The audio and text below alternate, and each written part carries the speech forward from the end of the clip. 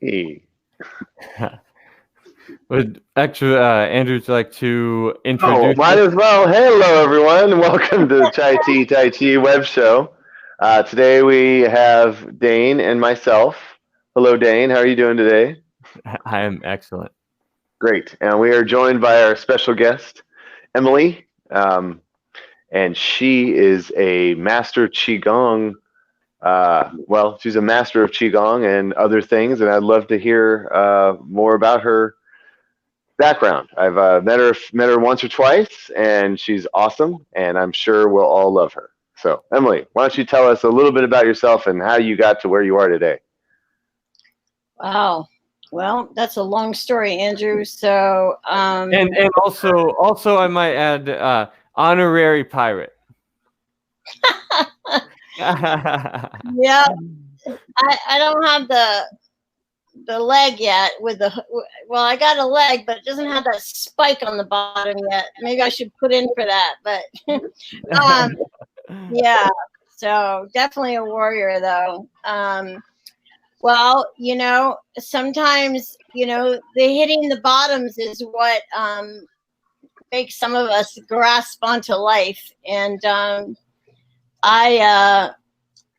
my desire to learn more about health and the holistic side of it came to some very severe health issues. And I kind of grew up, you know, my mom was a whole foods cooker, you know, she cooked and, you know, so I was raised on good food, things like that. My sister's a doctor of Chinese medicine. So, you know, kind of had it around me. And I don't know, at the age of 7, I don't know, early 20s, I guess, I already knew about who Deepak Chopra was, and you know, was reading those. I was always drawn to that kind of stuff, and I fell in love with martial arts at a very young age. Yeah, definitely. Actually, we all do. Yeah, right. Yeah, if you're gonna love it, you love it when you first see it, right? It's the most beautiful. Yeah, right away. Yeah, but my Korean acupuncturist in my 20s, and the first type of form I was actually introduced to was Qigong healing. And I was in my bed, and he taught me how to do Qigong on myself and how to visualize energy and, you know, where we focus energy goes and those kind of concepts. And so he planted a seed early on. And, you know, I don't know where, but I've always know that healing was possible within the body. I mean, it just made common sense to me. You know, when we cut ourselves, our body heals. So why isn't it? Can it go deeper than that? And so you know, I you know, kind of searched, and I also had a very spiritual side to me. So I searched, and I read this book and that book, and I had a lot of damaged stuff and a lot of misinformation growing up. So I had a lot of confusion to weed through. So that was part of my journey too. And today I feel blessed for that, actually. So yeah, so I think Qigong, well, martial arts in general was one of my first loves. And healing, any kind of form of healing was really my second love. But so I had a propensity for sickness, and I believe that today, and kind of in my 30s, believe that a lot of my undigestive emotional stuff manifested in me in illness. And so I had a lot of work to do. I had a lot of issues to get out of my tissues, and a lot of my healing happened through movement, through the beautiful movement of Qigong. I mean, and so then I went to the Chopra that's definitely Center, true. right? It it's the type of healing that you can't put into words because it's such an experiment. It's an experience. And I went to the Chopra Center and I learned more about Ayurveda, and the whole transformation it's an experience. It's just not something. I've learned this because I've always wanted to just give it to somebody else. And it's not something that you can tap and give to somebody else. It's just something that it's an experience that each person has to walk themselves. But I always had a deep, deep desire in my heart for wellness. But there was definitely a dichotomy because there was a lot of illness in me. And so without getting too mumbo jumbo, I feel like I also was carrying a lot of illness from my family. And so anyway, so I was doing a lot of healing for some past family stuff. I really believe that. So losing my leg, actually, I want to say giving my leg away, surrendering my leg was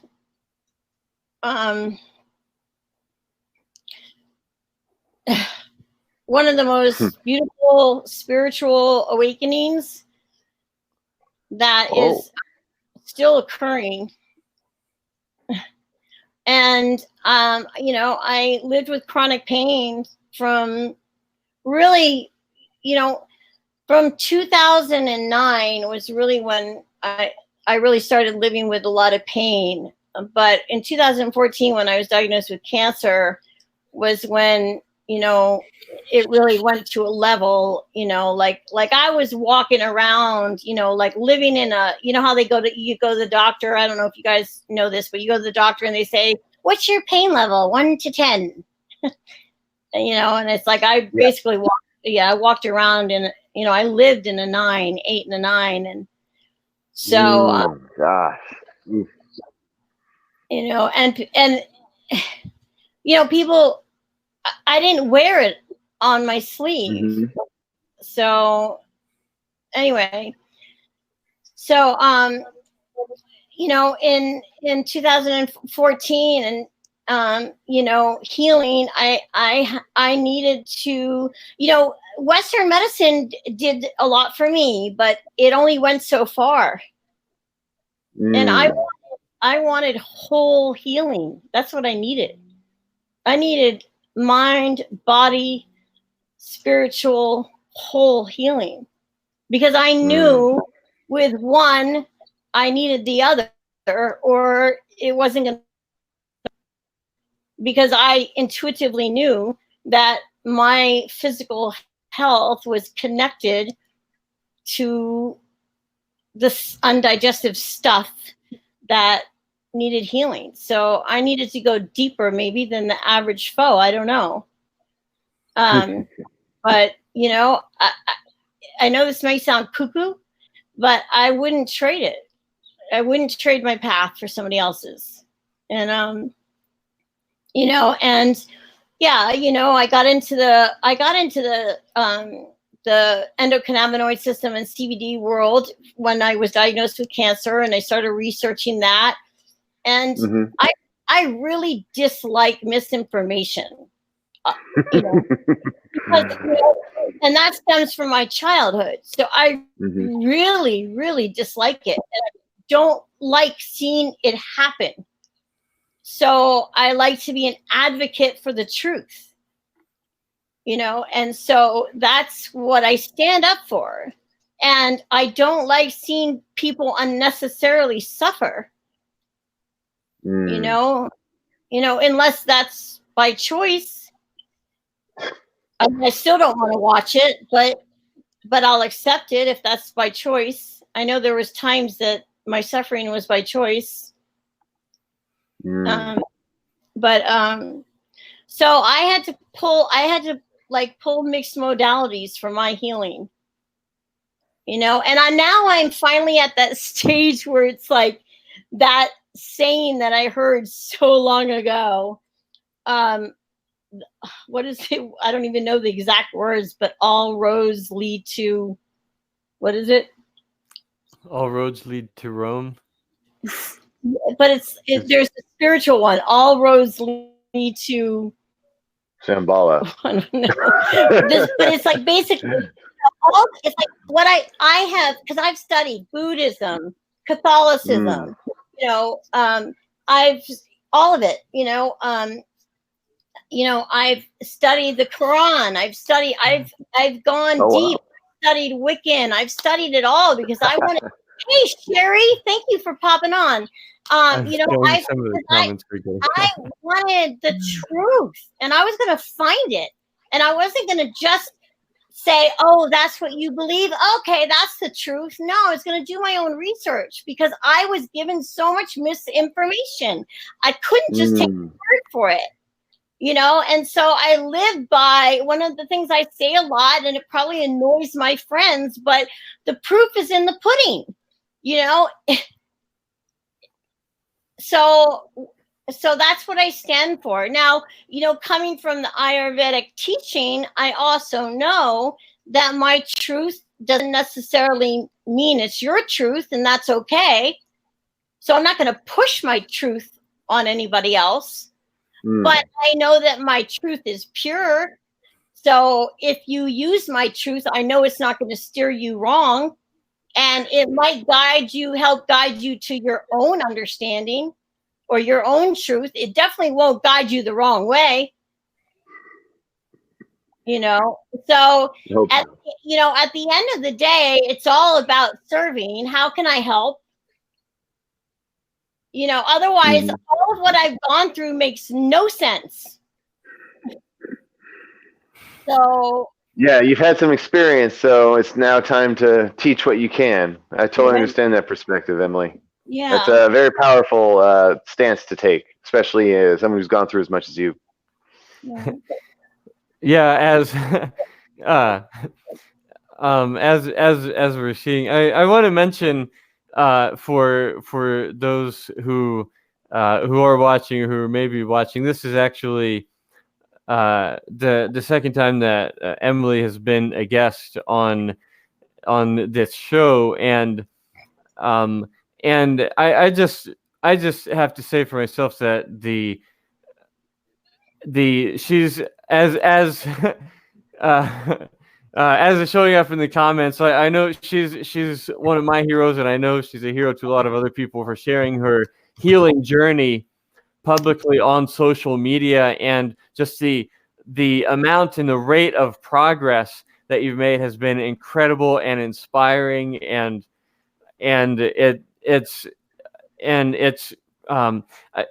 you're going through a process whereby you're turning your own.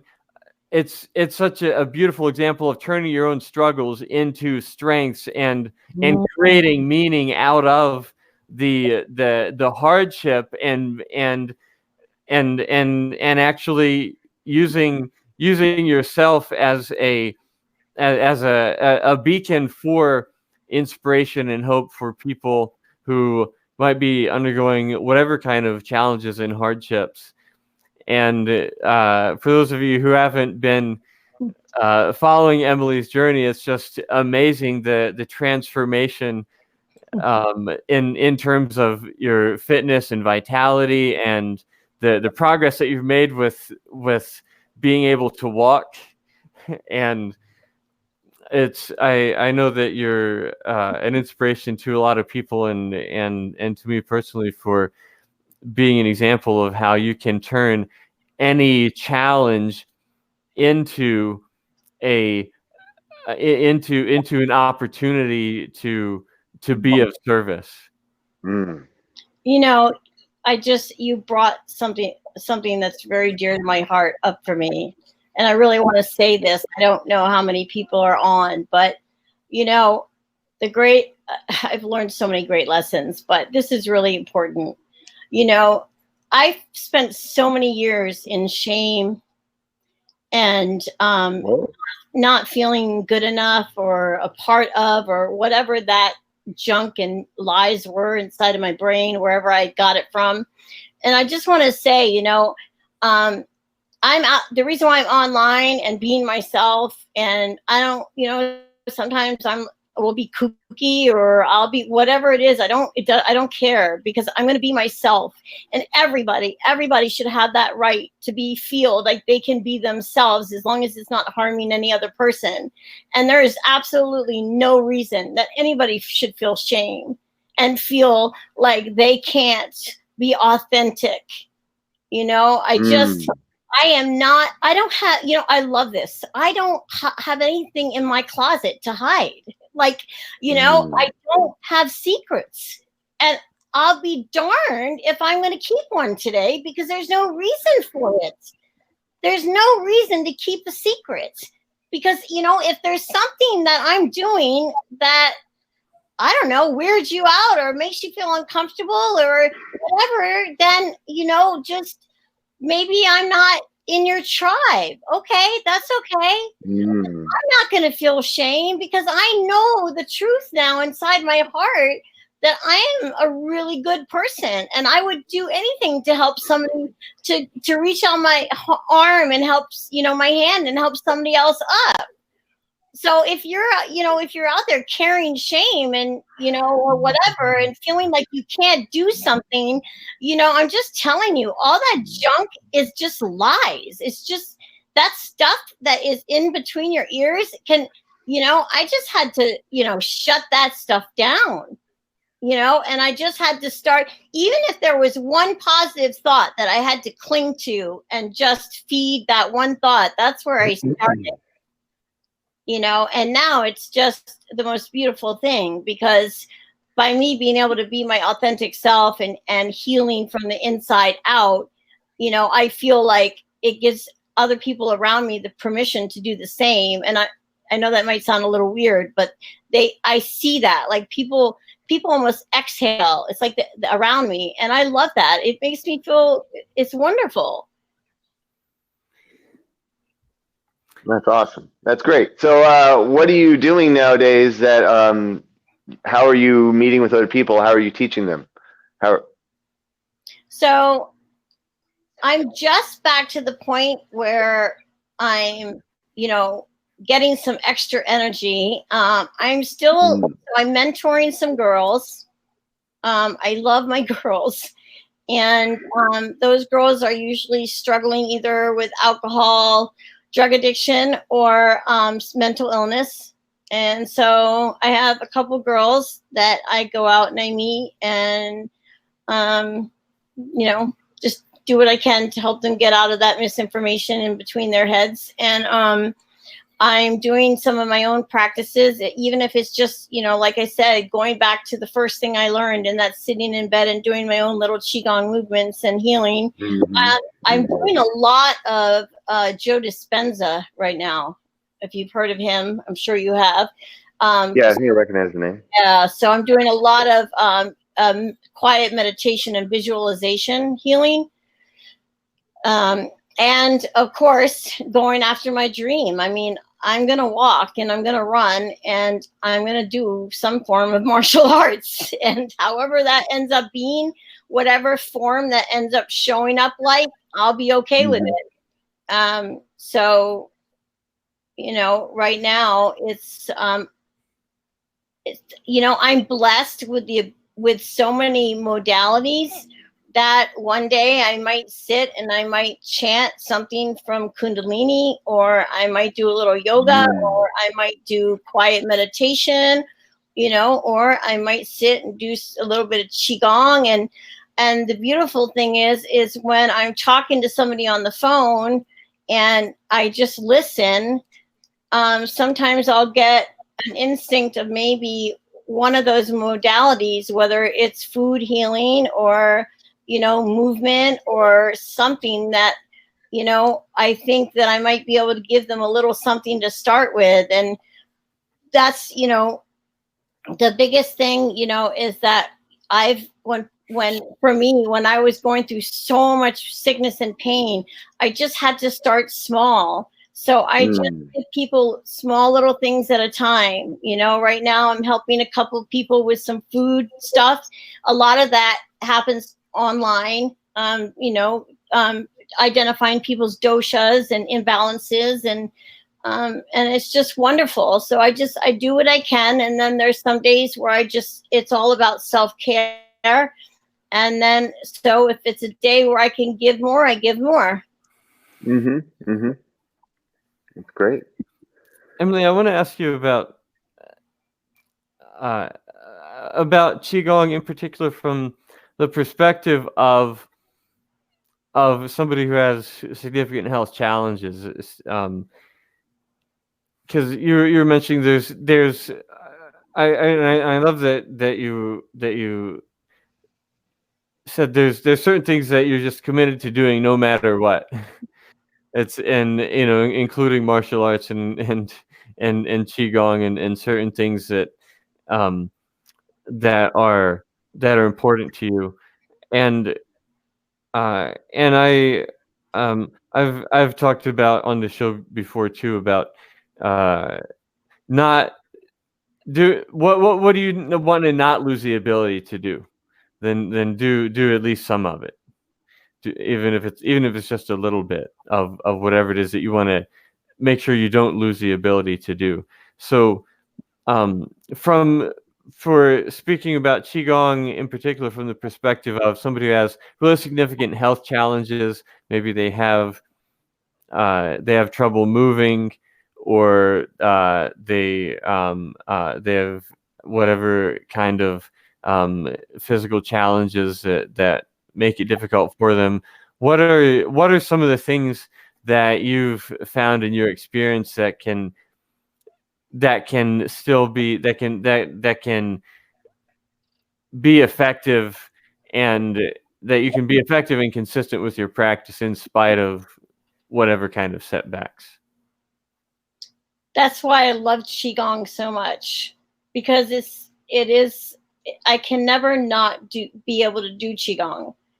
Even if, like, in my wheelchair, even if it's just the simple bath, just the shower, or just the brushing of the heart,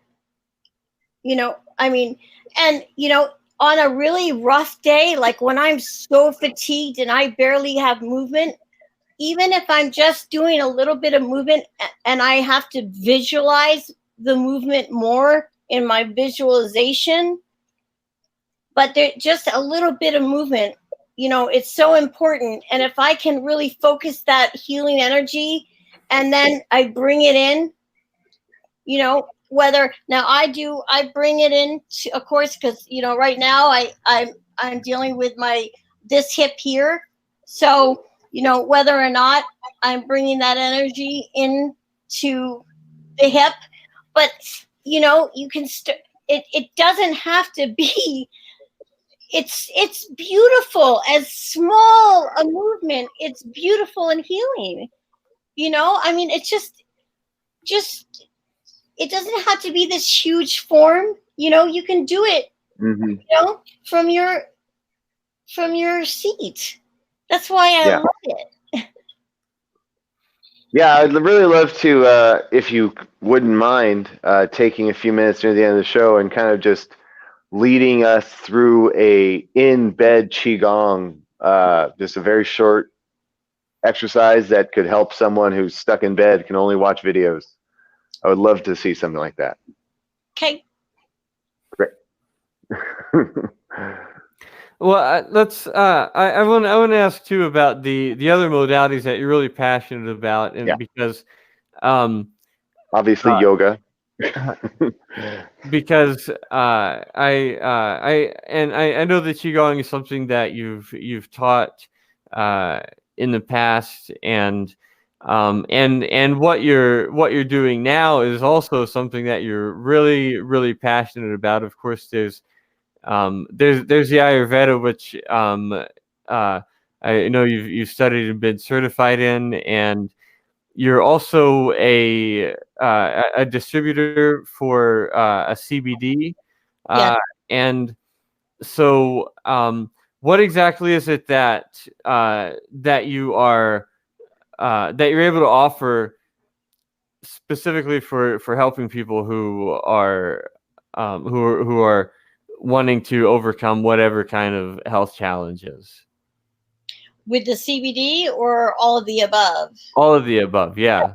Yeah. So, What do you have available right now that's I think, available to help people with? oh, well, so the thing I love about the CBD, what I love about it, it's so parallel to Ayurveda, because the endocannabinoid system is a system that helps all the other systems talk to each other, hence bringing us back into homeostasis.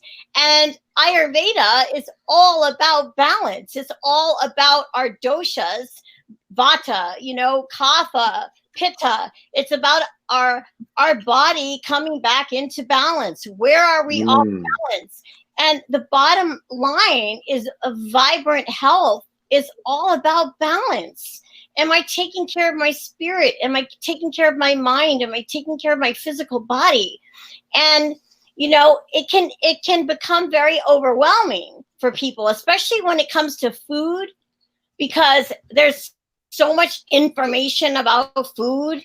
So people can start and get overwhelmed and shut down. So what I love about the CBD, well, first, the reason why I chose a company and I advocate is because I went through a bunch of different companies and I got a lot of misinformation. I had to do a lot of research, and I got one that worked incredibly, and I vetted the company and I fell in love. So if I can keep there, something that's really, really tough when you're sick is researching. When you're sick and in pain, and you got to get on the computer and try to figure out what's right and what's not, that's a tough thing. So if I can take that away from somebody, great. How I also understand how important it is. Sometimes for some people, that's part of their process. I needed to do my own work because of my history, like I said. But if I can take that work, if someone is willing to say, hey, I'm going to trust you, I'm going to try it, it works for you, great.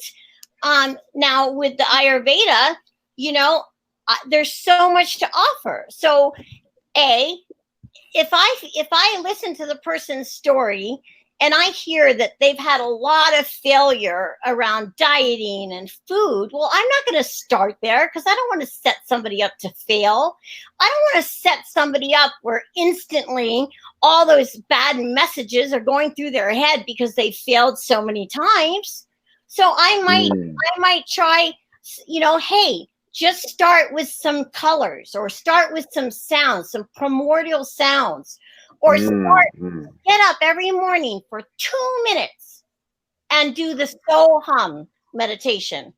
So simple. So in, hum out, primordial sound, that vibration.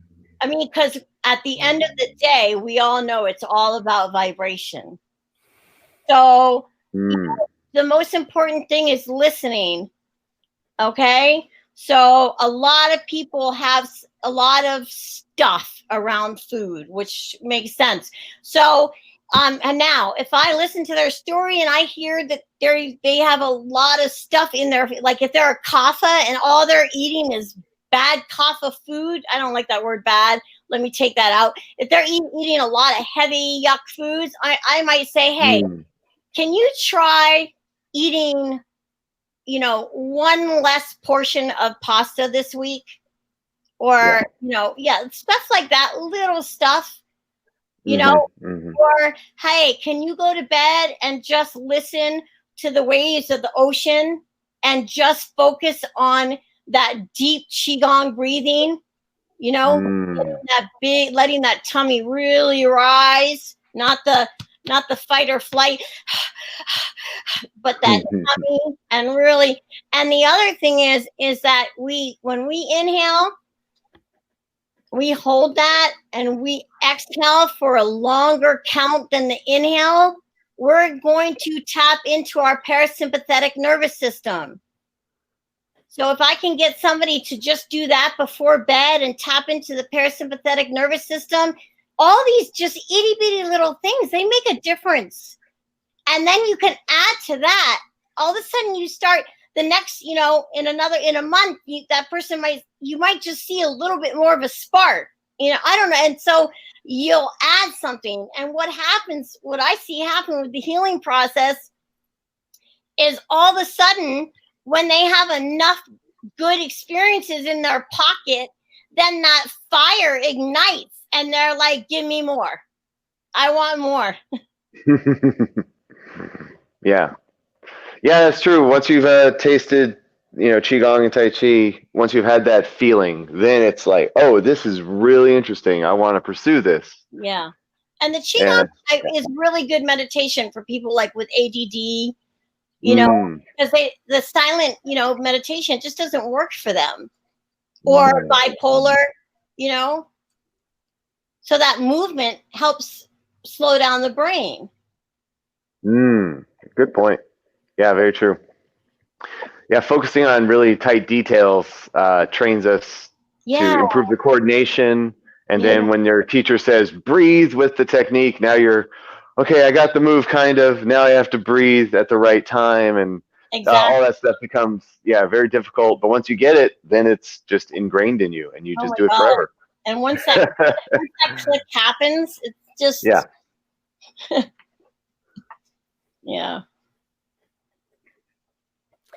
So, I also, in the same vein, want to be sure to ask, what's the best way for people to connect with you if they want to learn more about what you do, or get your help with overcoming some of their own health challenges? So I'm going to put my name. They can contact me through Facebook or through Messenger. And I'll give my blog address, and I'll put my CBD website up there, and I will put my business email up there. All right. Yeah, plenty. So, that's more than enough. You can't miss me on Facebook because it's Emily Sunderland, and there's a picture of me doing Qigong. And then there's a picture of a one-legged girl, and you can't miss me. And so you can put those links to information in the comments on this video, and people will be able to find that as well as your profile. Oh, whoops. No wonder. Don't worry about it right now. We can do it after the video. So I wanted to, if you're ready, I would love to get a quick lesson from you about Qigong. Oh, you mean in the bed stuff? Yeah. Like, okay, I'm standing here. What am I can't move. I'm paralyzed. What do I do? How do I do Qigong? Oh, okay. So with paralyzation, so you're going to use visualization. You can't move at all? Stay waist down. He's like Charlie's grandparents in Willy Wonka and the Chocolate Factory. Yeah, I just refuse to get out of bed. Oh no, we lost her. Oh, she must have hit the camera. I think. Oh, that's all right. That's all right. We were about. I think she's still online though, and all right, let's try to reconnect. Right back. Yeah, I think that she'll probably. Oh yeah, that's all right. Hello. Yeah. Welcome back. Sorry. Oh my goodness, that's what happens when you try to move the computer. So okay, so I really don't have to move the computer then. So if they can, Reiki, you just can't do that right now because you're gonna step on the computer again, and we can't do that. So if they can move their hands, okay. So when I'm laying in the bed, whatever area like is hurting, Well, let's just start with an area that we feel energy. Okay, so if I feel like I have some good wellness, maybe in the center of my forehead, actually, let's just start with a deep Qigong breath, right? Okay. So I close my eyes. It's up to them if you want to pick a spot on the ceiling, but and just the deep Qigong breathing. I'm going to do 4 inhales out, with the stomach coming out. And I'm going to exhale 5.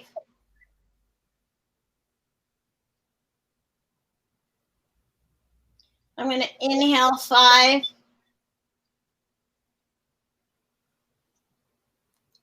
Hold 1. And exhale 6. And if you're a beginner, you can just start with 3 and 4. However, just make sure your exhale is stronger.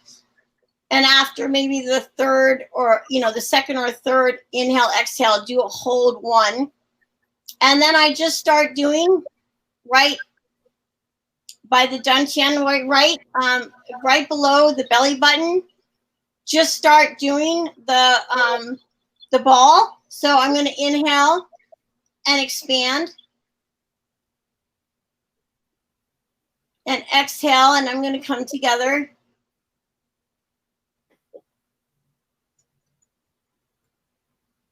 I'm going to inhale, expand, hold, and pulse. Exhale.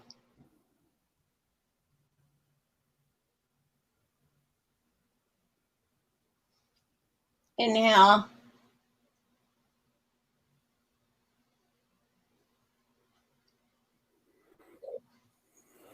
Hold, exhale. And then I'm just going to bring some chi down into my lower stomach where that fire sits.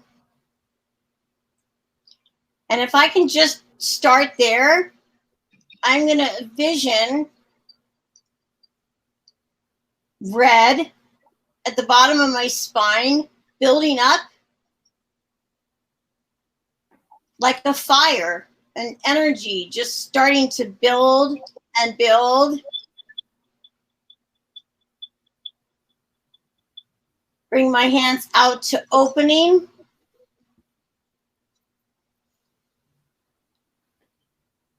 Inhale, coming up. And just picture that energy coming up the spine as I'm reaching up and bringing down white light.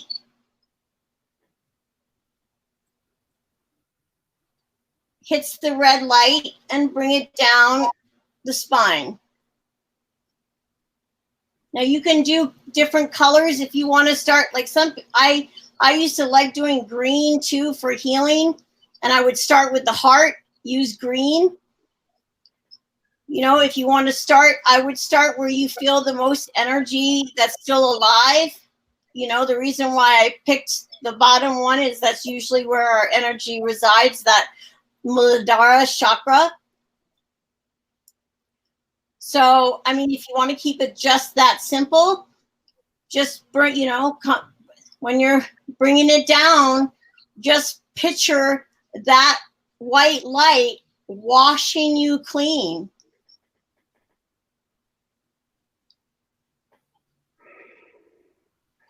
And I think the visualization depends on you, because, if you want to picture, okay, like for me, I'm going to picture, some stress, these just really ugly, mushy, green, black colors. And when I inhale up, the red's coming up my spine, waking me up, bringing my prana, this natural healing alive. I'm alive, I'm alive, I'm alive. And then I'm kind of bringing in that outer source that's also a part of me. And I'm going to bring it down and wash it out and just watch that icky stuff dissipate completely into nothingness, where all there is that beautiful white light. I mean, so it just, I add the visualization healing. Yeah, thank you very much. That was very nice. And yeah, I can see how you could do that anywhere. You just need to really focus. Even if you were paralyzed from the neck down, it was. Yeah, you just have to feel the energy moving up your body, even though you can't feel necessarily. If you don't have the movement of your hands, you can pick the vibration and just do the vibration in the lower. Before you're pitching the energy, you can picture that. Do a vibration in your head to waken that energy up and bring it up. Wow. Well, thank you very much, Emily. That was wonderful. And yeah, thank you for sharing with us today. And make sure you put all your links down below, and everyone can find you and learn more about you and how wonderful you are and your story. So thanks so much for chatting with us today. And Dane, do you have any other comments? I just want to say that I'm glad we're on the same team, and I appreciate you being an inspiration to me and many others by just doing your own work and sharing your journey and sharing what you learn to help others. So thank you. Well, thank you, Dane. I really appreciated your healing. I don't know, as a workshop or whatever I'd call it, your 2-hour-long healing session that you graced me with. Very powerful, and I really wanted to thank you for that service. I mean, the focus and the tools that you brought into that session were amazing, and it was just perfect timing for you to be of service for me at that moment. So thank you very much. Well done. Well done. Thanks. Great to hear. All right. Well, we got to get going. So thanks again for joining us, Emily. And Dane, as always, good seeing you. Yes. Keep up the good work, and we'll see you soon. Okay. All right. Live long and prosper.